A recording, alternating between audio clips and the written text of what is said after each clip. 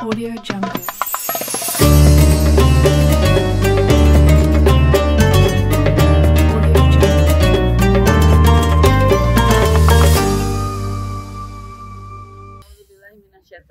Bismillahirrahmanirrahim. Assalamualaikum warahmatullahi wabarakatuh. Asyhadu an la ilaha illallah wa asyhadu anna Muhammadar Rasulullah. Allahumma sholli ala Muhammad wa ala ali Muhammad. Rabbi sholli sadri wa yassir li amri wahlul 'uqdatam min lisani yafqahu qawli. Apa kabar anak-anakku? Sehat? Semoga Ibu harap kita senantiasa berada dalam kesehatan dan kekuatan dalam menjalankan ibadah puasa Ramadan kali ini, serta senantiasa selalu dalam lindungan Allah Subhanahu wa Ta'ala. Amin ya Rabbal Alamin. Bagaimana puasanya hari ini? Masih lancar? Masih kuat? Nah, percaya Ibu lah, pasti masih kuat ya. Ibu harap kalian bisa menjalankan puasa dengan baik ya. Tidak banyak godaan, tidak banyak godin, tidak banyak bolong-bolong, dan semoga bisa full menjalankan ibadah puasa selama lengkap ya sampai 1 Syawal nanti. Ibu yakin dan Ibu percaya bahwa anak-anak siswa-siswi SMP Negeri 4 mampu menjalankan ibadah puasa suci di bulan suci Ramadan ini dengan penuh kekhusyuan ya. Tidak lupa juga Ibu harapkan bahwa kita bisa menjalankan dan mengisi bulan suci Ramadan ini dengan meningkatkan ibadah kita, kualitas dan kuantitasnya, sehingga keberkahan dan pahala yang Allah Subhanahu wa Ta'ala limpahkan bisa kita dapat dan raih dan menjadi umat Nabi Muhammad SAW yang beriman dan bertakwa. Sholat fardu 5 waktu tolong Ibu ingatkan, laksanakan dengan baik, full 5 waktu, tepat waktu. Dan untuk anak-anakku yang laki-laki, usahakan ke masjid 5 waktu dengan catatan protokol kesehatannya dilaksanakan. Amalan-amalan sunnah lainnya seperti ibadah tarawih, tolong laksanakan dengan baik. Baik itu mau di rumah, mau di masjid, jangan sampai bolong. Sayang, ibadah tarawih hanya ada di bulan suci ini, ya. Sholat duhanya juga dikencengin lagi tiap hari, ya. Pagi-pagi sesudah sebelum menjalankan rangkaian kegiatan, awali dengan sholat duha. Tambahkan yang biasanya 2, 4, bisa sampai 12 ya.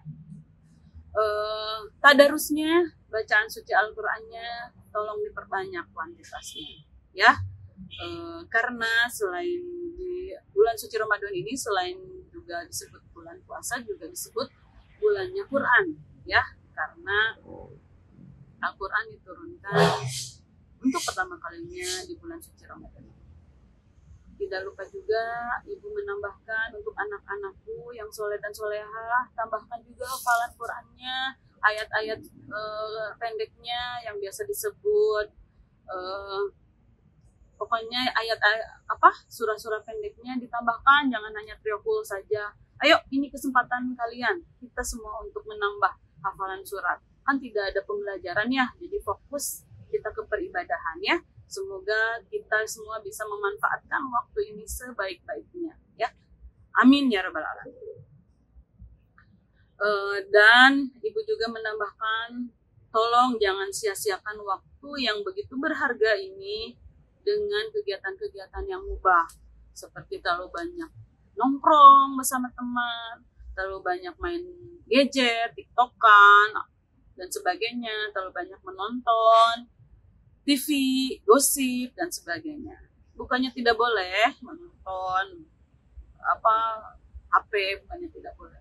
Tapi kurangi, minimalisir. Karena apa? Karena kegiatan-kegiatan yang mubah tersebut bisa mengurangi pahala saum kita. Sayangkan, ya.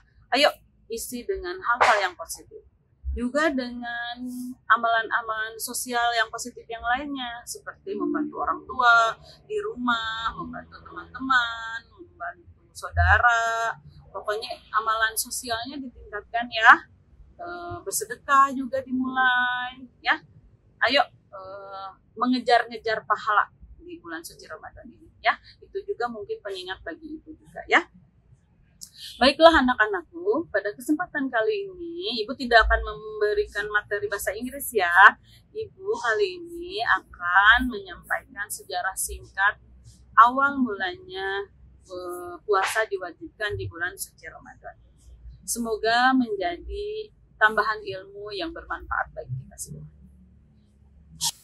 Ramadan adalah bulan yang sangat istimewa bagi kaum muslimin. Karena apa? Karena di bulan inilah kaum muslimin di seluruh dunia diwajibkan untuk berpuasa selama 1 bulan penuh. Selain itu, pada bulan inilah Allah Subhanahu wa Ta'ala pertama kali menurunkan Al-Quran kepada Nabi Muhammad SAW di Gua Hiro dengan menurunkan surat Al-Qadar ayat 1-5. Begitu banyak keberkahan di bulan suci ini. Kewajiban berpuasa di bulan suci Ramadan ditegaskan dalam surat Al-Baqarah ayat 183 yang artinya bahwa hai orang-orang yang beriman, diwajibkan atas kamu berpuasa sebagaimana telah diwajibkan atas orang-orang yang sebelum kamu, agar kamu menjadi orang-orang yang bertakwa. Dalam terjemahan ayat di atas, jelaslah bahwa sesungguhnya puasa itu bertujuan untuk membentuk pribadi muslim yang bertakwa kepada Allah, yakni mengerjakan segala perintah Allah dan menjauhi semua larangannya. Secara bahasa, puasa berasal dari bahasa Arab, yaitu syaum, jamaknya syam, yang artinya menahan. Sedangkan menurut istilah, puasa itu menahan makan dan minum, serta semua yang membatalkan saum dari terbit fajar hingga terbenam matahari. Nah, sebelum turun ayat di atas, menurut Hasismono dalam bukunya yang berjudul Puasa pada Umat-Umat Dahulu dan Sekarang, di situ disebutkan bahwa pada mulanya kaum muslimin mengenal puasa di bulan Muharram, yaitu tanggal 10 yang disebut juga puasa Asyura. Selain puasa Asyura, menurut Imam Syafi'i yang terdapat dari hadis, yang mengutip dari hadis sallallahu alaihi wasallam yang menyatakan sangat disukai berpuasa 3 hari, yakni hari ke-9, ke-10, dan ke-11 Muharram. Imam Hanafi juga berkata, tidak ada salah dalam urusan Asyura selain berpuasa pada hari itu. Jadi, sebelum puasa Ramadan, kaum muslimin berpuasa pada hari Asyura. Riwayat lain mengemukakan sebelum turunnya puasa Ramadan, Rasulullah bersama sahabat-sahabatnya serta kaum muslimin melaksanakan puasa pada setiap tanggal 13, 14, dan 15 bulan Komariah. Mereka juga berpuasa tanggal 10 Muharram sampai datang perintah puasa. Lalu pada tahun kedua Hijriah, saat memasuki bulan Ramadan, turunlah wahyu yang berisi perintah kepada umat Islam yang mewajibkan puasa pada bulan tersebut, yaitu yang disebutkan tadi pada ayat pada surah Al-Baqarah ayat 183. Ayat tersebut juga disebut sebagai ayat asyam karena ayat yang mewajibkan puasa. Dengan turunnya ayat tersebut, maka mulailah Rasulullah dan para sahabat melaksanakan puasa Ramadan.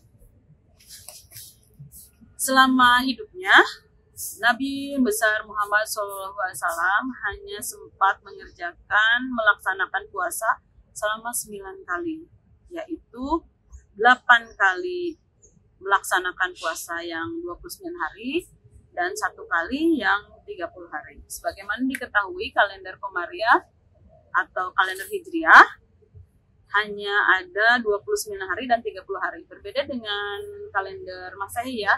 Kalender Masehi itu ada yang 30 dan 31. Hanya Februari yang 28 dan 29 ya. Perintah untuk melaksanakan puasa Ramadan diwajibkan pada setiap muslim yang balik. Tidak diwajibkan kepada anak-anak, orang tua, orang sakit, serta orang yang sedang musafir atau sedang bepergian yang jauh ya. Kalau dari Sukarame ke Cipatat ke Raja itu bukan musafir ya, perjalanan jauh.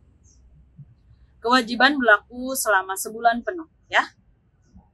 Mengapa puasa diwajibkan pada bulan Ramadan, tidak pada bulan Syawal, Muharram, atau Rabiul Awal, atau bulan-bulan Komariah lainnya? Tidak ada penjelasan yang komprehensif mengenai masalah tersebut.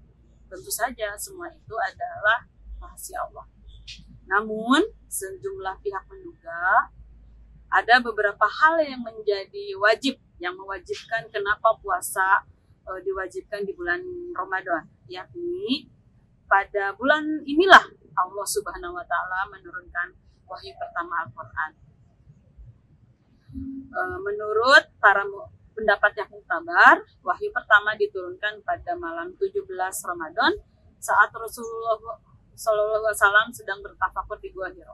Dan pada malam itu pula Rasulullah SAW dikukuhkan sebagai Nabi dan Rasul Allah Subhanahu wa Ta'ala. Peristiwa itu juga menjadikan dasar nuzulul Quran ya. Materi kisah mengenai nuzulul Quran insya Allah nanti akan disampaikan pada pertemuan sejarah Islam kedua berikutnya ya, insya Allah.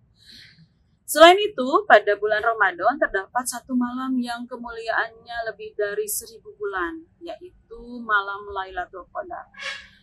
Dan keutamaan lainnya terdapat pada bulan Ramadan, tidak ditemukan pada bulan lainnya, adalah dilaksanakannya bulan sholat taraweh seperti yang Ibu sampaikan di depan ya.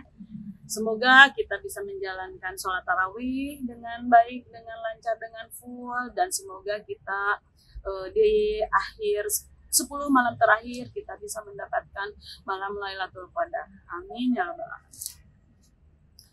Rasulullah SAW bersabda, barang siapa yang berdiri melaksanakan sholat malam di bulan Ramadan dengan penuh keimanan, keikhlasan karena Allah, maka diampuni segala dosa-dosanya yang telah lalu. Kita sangat butuh diampuni karena sebagai manusia pastinya kita penuh dengan dosa, ya. Tidak ada satu manusia pun yang bebas dari dosa. Jadi, ayo dengan penuh semangat laksanakan sholat tarawih, sholat malam lainnya, dan amalan-amalan lain, sunnah lainnya di malam-malam penuh berkah di bulan suci Ramadan ini ya. Jangan kebanyakan tidur, jangan diperbanyak tidur. Jangan sampai mata kita sembab karena banyak tidur, tapi sembab karena banyak beramal ibadah di bulan ini. Sekali lagi itu merupakan pengingat juga bagi Ibu ya. Oke. Anak-anakku sekalian, itulah sejarah singkat diwajibkannya saum di bulan suci Ramadan. Semoga kita bisa meningkatkan kualitas ibadah kita sehingga kita termasuk ke dalam orang yang beriman dan bertakwa. Amin ya rabbal alamin. Sekian dari Ibu. Mohon maaf atas segala kekurangan, kesalahan berasal dari Ibu. Selebihnya ilmu dari Allah. Semoga kita bisa bertemu di materi kedua mengenai malam nuzulul Quran. Wabillahi taufiq wal hidayah. Wassalamualaikum warahmatullahi wabarakatuh. Better?